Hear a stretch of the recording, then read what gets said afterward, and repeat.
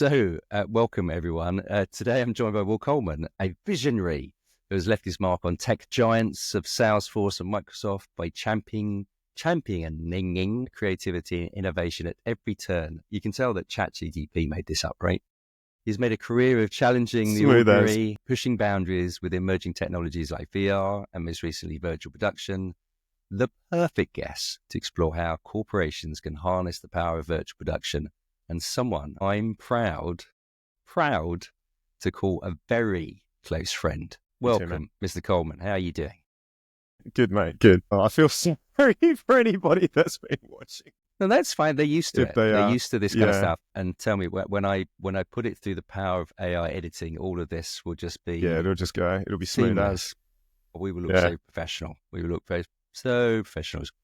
All right, so to start off, Mr. Coleman, tell us a little bit about you. Where are you from? What's your background? How you got into the work, your career that you did? Yeah, sure. So I'm from Perth, West Australia, where I currently reside. But even though it's only been like about 12 months. Yeah, I originally started off as a computer science grad. Was like a developer, sysadmin. Had my first like proper job working at a West Australian internet service provider, and one of its unique selling points is that it had built this like revolutionary piece of software called a customer relationship management system, CRM. It was wild. Wow. And it meant that we could provide the best like customer service, and so it was a place for me to start off with a young company. Like we were doing great things, really innovative, really diverse, like staff, just great leadership, great coaching. So yeah, started out there early 2000s because I graduated on the dawn of the .com bust. I ended up in the web like platform space, so running websites and hosting on a Windows platform. And so when I started my working holiday in London, I did the classic like Antipodean thing, could get a visa going over to the UK because I'd had some experience in that Microsoft Windows web hosting space. Got in touch with a contact that I made at Microsoft while I was at the ISP, and they said, hey, look, we're looking for folks to help grow our web, like server our web community. Would you be up for it? And for me, that was like a dream come true. And so I applied, and I got a job in the developer and platform evangelism team at Microsoft, and and that's where we met. That's where we met. So I then really like my career in tech kind of started. So yeah, spent a number of years at Microsoft going through the ranks. So I did that for a while. So still being techie, had this crazy title of like web platform architect evangelist. But yeah, so I did that for a while. Had some time as a biz dev like role, which was really cool. And then I got to be the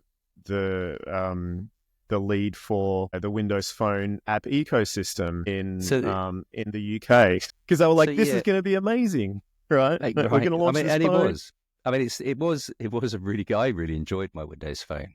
To be absolutely the truth, I really liked it, and I was actually quite gutted that it didn't quite work out for a bunch of reasons that we won't go into now. Previous lives as well.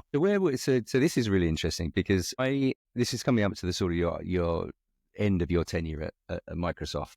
I decided to leave Microsoft and start an experiential like creative design studio with two like incredibly talented digital artists, and so we started Studio Arcade.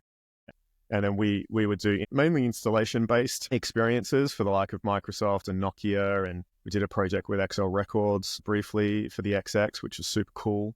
But yeah, so I did that for a number of years. And then, so then I was at Salesforce. I had this like love, and I still do, of alternate reality games like ARGs. Back from, if like some folks will remember the amazing campaign I Love Bees that was created to launch Halo, I was part of the Halo like marketing campaign of folks running around like answering calls on payphones to hear parts of a story, and then decoding puzzles and looking on websites, and it's just like treasure hunt and radio play all like mixed together. It's incredibly cool. So I was looking to do something like that for developer relations. Like, how can I get someone to experience the technology and learn about it through play, through an experience? Like, we'll create this world.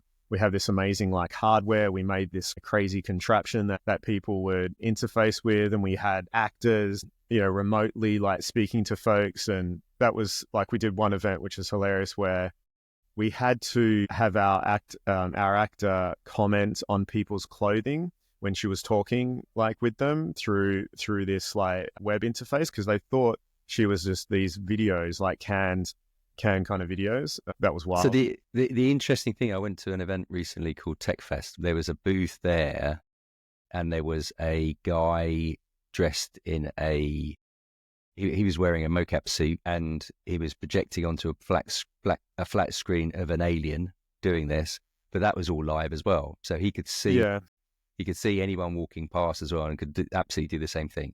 And this is like 5 years later kind of stuff. Brilliant. So you did that. You were in developers, and then you changed roles.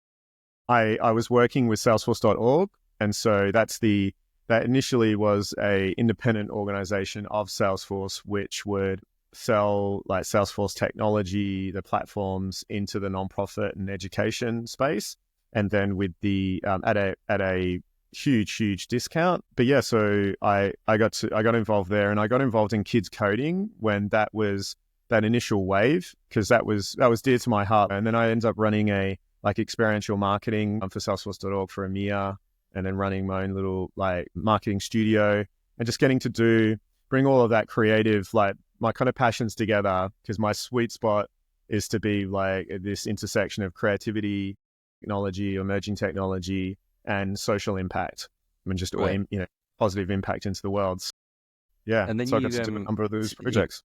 You got to do all of that, and then suddenly you got this sort of other sort of project sort of land in your lap overnight, right?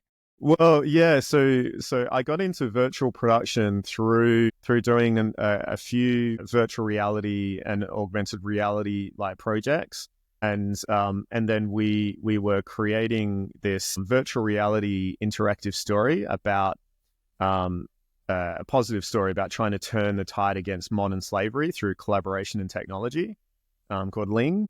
And so we wanted it to transcends like what would be typically looking like a game at that point in time.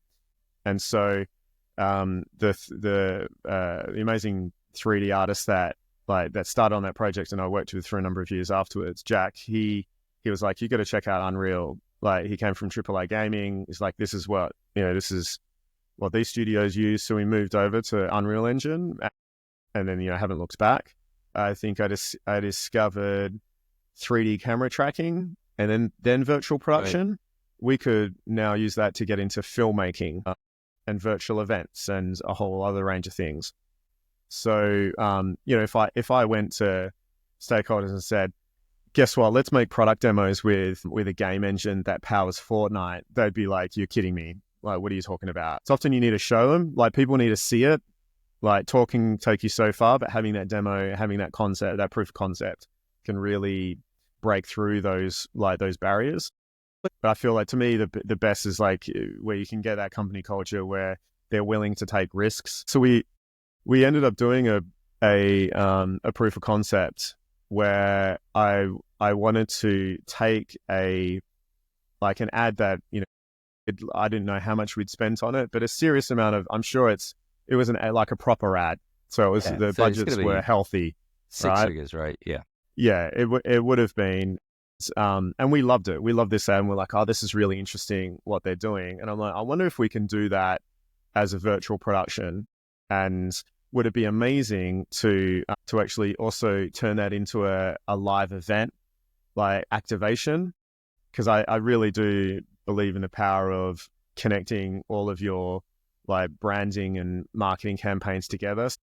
So there we were. We partnered with the guys at Moses, and rented out a studio in Greenwich, and shot that. And everyone was doing it for the first time, and the outcome of it was awesome. We managed to recreate it. We're even playing around with like doing real time characters, like our folks would call it mascots for Salesforce, but it's the Salesforce characters. We're even doing that, playing around with that, doing using XNs and mocap suits to like puppeteer them, because that was the other thing. But just like you were saying with that live event that you've seen now, this is like 5 years ago. We're like, hey, imagine if someone could be in a suit backstage, and you look on this big screen and there's this virtual character that's interacting with like folks that were Cool. at the event. So that's a perfect spot to go to our first break, and we'll come back in a minute after this message from our sponsor. Welcome back. So that was great. So that brought us up. So you've gone through Microsoft, then to Salesforce, and then you sort of you got okay. You conceptually understood what virtual production was because of camera tracking and your understanding of Unreal Engine. So what was that? What was the aha moment to go, hold on, this is a thing? I think the results, like considering the crew that, we had such a small crew, and the time and money that we spent on the proof of concept, it was like, wow, we could hit like well above our weight. Like, it was disruptive, but in a positive way. We just saw, you could, that would have taken weeks to generate, if not like a couple of months. And we were doing this stuff in real time. And like, that was amazing. And the fidelity was really good, considering we're getting into that kind of CG VFX space. And so there are different, actually, here's a question for you before I ask you that one. In as fewer words as possible, without reading off a script, explain virtual production. Like, it's been a while since I've had to do this, so I'm rusty. Right. Because I had to do this all the time. But I would say virtual production is like being able to create content using real-time 3D engines. There's no right or wrong answer. And that content can be films, it can be live events, it could be animation. Back when we started in this space, it was films and live events, like broadcast. But now it's everything. So, and your first experience of virtual production was what, really? What was the setup?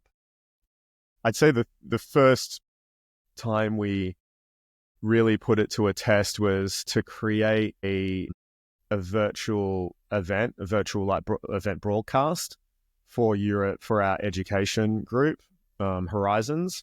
And we had to do that during like the beginning of COVID, and that pandemic. Folks, look what I found. Look, there we go.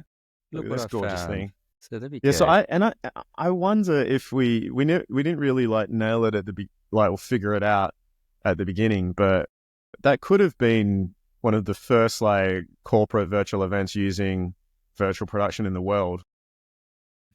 Well, yeah. There's no reason why not. So this is just as a reminder, I guess, that this was right at the beginning of the pandemic, right? Yeah. This was summer, if I remember rightly, 2020. Yeah. So it was Unreal Engine 2, either 2.6 or 2. I think it was 2.6. Actually, I don't even think 2.7 had been released when this was done. And everybody was learning like on the go, learning in real time. This was all cutting edge, pioneering like stuff. Like I think the term bleeding edge. Bleeding edge, yeah, it does seem. There's a lot of blood on the definitely carpet, bleeding. Right? We definitely were. So that, and I think that was amazing. That really like impressed folks internally to get this level of production for the small budget that we had, for how it all, like, in the time that we were able to create it, because we had some of the team in the studio with us in Greenwich. We also had folks dialing in from America, from in and around Europe, like into the studio, and then we were recording that all simultaneously. yeah, it was, I want to say, I can proudly say it was ahead of its time. Like, and everyone just rallied together and we made it work. Like it was awesome. It was pretty, it was, yeah, no, it was very cool. So, okay. So it's green screen as well, right?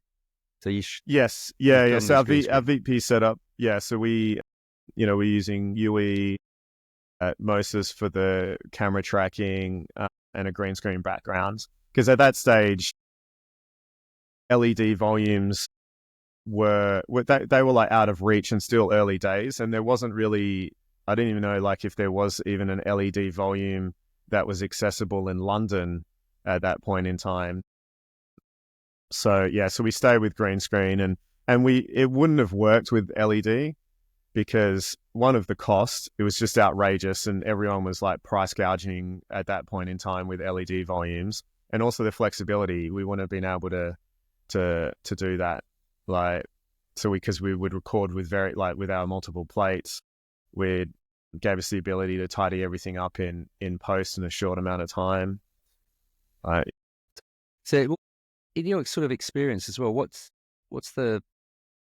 your main misconception that you think that people have about virtual production? Oh, that it's tied to LED volumes. That was because at the beginning, those of us in the space we were all saying like, "Hey, do you remember? Have you seen The Mandalorian? Like, that's virtual production. That's using this amazing volume." And I think everybody got excited by that, because who wouldn't, right? Like, that was amazing. It was such amazing technology. And everybody, wants to be that studio that working on those projects. But that wasn't, that's not feasible, cost effective in an enterprise like space when you need to generate like lots of content and lots of different type of content. And pioneering is hard, right? I mean, that's the other it's thing. Tough and lonely work, right? So, from a corporate perspective, what's the value, really? So if you were to having your time again, I guess this is another question actually. But what would you say is that from a corporate perspective, why would you sort of think about utilizing virtual production? it was the fact that it unlocked like a wide range of different types of content that you could create, and you could create it quickly because this was all real time. It meant that we can see how things are going to look like as we're making them, and I could. But going back to my first point, it was that really like the range. Like, we could do live events, we could do live demos. We wanted to make I wanted to make keynotes more engaging. Like, can we get beyond a PowerPoint presentation? So if you say like from a creative perspective, the storytelling options and the immersion that you could create was amazing. Like, that was a big thing. And what was the upside? What's the other thing that corporates need in order for them, for this to be actually for a global organization, even like a national organization that's generating a lot of content out to their audience, because that's what we did. Then it is worth investing in your own studio, and the studio didn't need to be huge. Like, what we were doing was really small considering. And I guess one of those challenges is that they can't produce a lot of content because it is either time consuming or expensive, right? Yeah. I guess like before we did virtual production, we had a lot of in-house like production capability, and I think that also helped us, like, because we have at Salesforce there are in-house creative teams, super talented like folks. And actually, one thing I forgot to mention is that we were successful in London. Also, we formed this group of like passionate creative techie like folks to create a virtual production functionality globally. So we had our project in London, and then studio in London. The same thing was happening in San Francisco. So we were able to share assets and share like knowledge and really scale up rapidly that way. If you're doing a lot of that, a lot of webinars, a lot of virtual events, as well as doing your product demos, that kind of thing, then it is worth investing in it, because you're just, rather than going external, and you can still go external, there can be someone to do that with. You keep getting these random thumbs up above your head. I think it's just because you put your thumb out. It's weird. That's hilarious. There we go. That's VP for you. So I just want to go back actually to something you just mentioned about sharing assets. I guess, I mean, one of the benefits of that is that if you are a global company and you've got studios in different places, you can sort of shoot the same content. The talent doesn't need to move around. I mean, I say talent. Yeah. Whoever the presenters. Yeah. This is possible, but they can sort of shoot. They can be filmed in the same environment, but in different different places. Totally. Yeah. It enabled you to bring, like, especially like product managers or executives, their time is incredibly precious. So being able to get them, like, to pop into the studio versus, like, that was part of the office, I think saved a lot of time and money as well. Yeah. Not to mention, like, talent. It's a cool experience. Like, mention your customers coming into your office and be like, hey, we're going to make something together. And, folks don't often get to go into that studio or have that experience. And they get to feel like they're going on the telly. Right. Yeah. So there's a bunch of uplifts from it. So you can create a lot more content. You can be pretty flexible, creative, can, I guess, invent more content, you've never been able to do. Yeah. A weekly studio broadcast, or being able to film product demos, film in different locations but with the same sets. You can do all of that kind of stuff. So there's loads and loads sort of. So what's the downside? What are sort of the big learnings that you went through that would you change again? Yeah, I think we had to change the traditional, like, cycle of production. So stuff that a lot of the work that you would do in post had to come up front. The fact that it is different from a production side of things, it might be a little harder to find the talent that's available out there. Even though there's a lot of that work, it's a lot. So from when we started to what it is now, it's hugely different. What do you mean by talent? Like finding people who are experts in virtual production, who know what's going on, know how to do it. Because I think it's still more leaning towards bigger budget films, TV, like that kind of thing, like big ads, versus more turnkey, like, content, stuff that needs to be done fast in terms of, like, filmmaking, time. So I think that's that could be a challenge, like, right now. But otherwise, I don't know, like, the possibilities of it, like the fact that it can provide you so much flexibility in your content, and to create, like, coherent content from a live event, like webinar, through to a product demo, to then a physical, like, event. It enables you to do that, which other things don't. The other challenge is, right, is that if you suddenly make something a lot easier to do, suddenly there's more work to do. So if you're used to producing 3 videos a year, then you're writing those scripts and you've got the creative teams in and you're doing all that, suddenly you can do 6. Oh, hold on. Yes. There's a lot more. There's a big lift in that as well, right? I didn't really see it as a disadvantage. I'm like, it's great. Like, who wouldn't want to be like, okay, I can create more content? But I do feel like it's still such a benefit for any CMO, chief creative officer, like, for sure. So we've run out of time. So we've probably got time for some more for another episode at some point in the future as well, where we actually talk through some of the projects. I think that would be quite good. Yeah, because you were pretty prolific in productions as well, and it'd be good to actually do some talk throughs. No, that'd be cool, man. Brilliant. Really what's cool. next for you at the moment? Have you got much going? What's the game plan?